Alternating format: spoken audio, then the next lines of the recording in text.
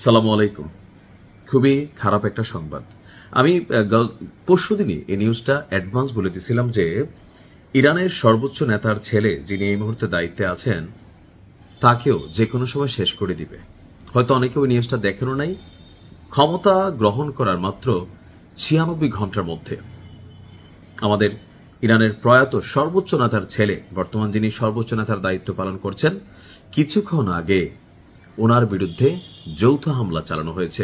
আর এতে মারাত্মক আহত হয়েছেন আমাদের নতুন সর্বোচ্চ নেতা।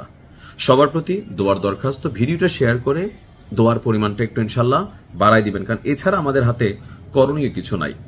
ট্রাম্প বলছিল যে আমার সাথে আলোচনা ছাড়া তোমরা যদি নতুন কোনো নেতৃত্ব দাও তাহলে আমি কিন্তু ভাই সাইজ করে ফেলবো।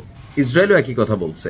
এমনকি এই কথাটা আমি হালকা নিয়ে নেই, এই কারণে নিয়ে নেই আপনার লেবাননে, ফিলিস্তিনে বীরদের যত বড় বড় নেতা আপনার ঘোষণা করা হতো 48 থেকে 72 ঘন্টার মধ্যে তাদেরকে শাহাদাত বরণ করাই দেওয়া হইতো।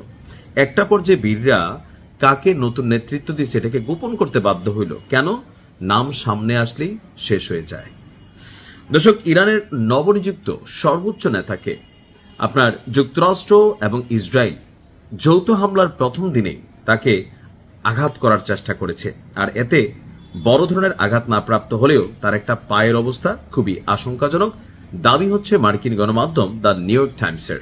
এখন আসলে এদের নিউজগুলো কতটুকু অথেন্টিক বা কতটুকু সত্য বা কতটুকু বিশ্বাসযোগ্য, মাঝে মাঝে হয় কি আমি এদের নিউজ বিশ্বাস করি না, তারপরেও আমি খবরটা আপনাদেরকে জানাচ্ছি।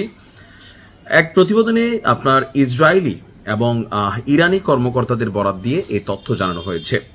56 বছর বয়সী নতুন এই নেতা তার বাবা সাবেক সর্বোচ্চ নেতার উত্তরসূরি হিসাবে মাত্র রবিবারে দায়িত্ব গ্রহণ করল। দীর্ঘ সময় ইরানের ক্ষমতা থাকা আমাদের যে সর্বোচ্চ নেতা ছিলেন, প্রথম দিনেই তিনি প্রাণ হারান। আর এর পরপর ওনাকে নতুন নেতা ঘোষণা করা হয়, কারণ তিনিও সার্বিকভাবে বাবার খুব কাছ থেকে, আইআরজিসিকে খুব কাছ থেকে, বিভিন্ন অপারেশনে ব্যাকগ্রাউন্ড থেকে অনেক ধরনের তার অভিজ্ঞতার ঝুলি আছে। তো সেই ঝুলিকে কাজে লাগিয়ে গত 72 ঘন্টা পুরো ইসলি, মধ্যপ্রাচ্যের প্রত্যেক ঘাঁটি সবাইকে কিন্তু আঙুলের উপর তুলে নাচাচ্ছিল। আমরা ভরসার জায়গা পাচ্ছিলাম, বাট ভয়ের জায়গাও ছিল যে কোনো সময় একটা অভিযান হবে আর এই অভিযানে তাকে শেষ করে দেওয়া হবে। টার্গেট ছিল এইটাই, কিন্তু রাখে আল্লাহ মারেকে। নিউ ইয়র্ক টাইমসের প্রতিবেদন বলা হচ্ছে যে আপনার যুদ্ধের এই বর্তমান প্রেক্ষাপটে এসে শুধুমাত্র টার্গেট হচ্ছে এই সর্বোচ্চ নেতা এবং নতুন করে আইআরজিসি থেকে শুরু করে বিভিন্ন সেক্টরে যারা দায়িত্ব পেয়েছেন তারা।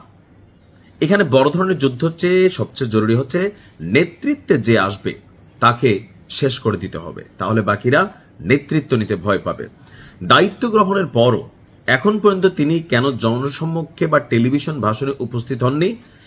কেউ কেউ বলছেন যে এটা তার সেফটি ইস্যু, কেউ কেউ বলছেন যে না, প্রথম দিন বাবা যেদিন শাহাদাত বরণ করলেন ওই দিনও তিনি আহত হয়েছেন, বাট বিষয়টা সামনে আসেনি, খবরটা নতুন করে সামনে আসছে, যার কারণে তিনি টেলিভিশনের সামনে উপস্থিত হচ্ছেন না।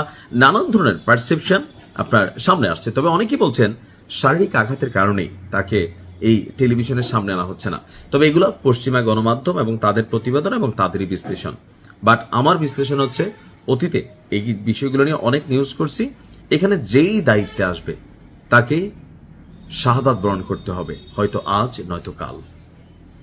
আল্লাহ হেফাজত করুক। আসসালামু আলাইকুম।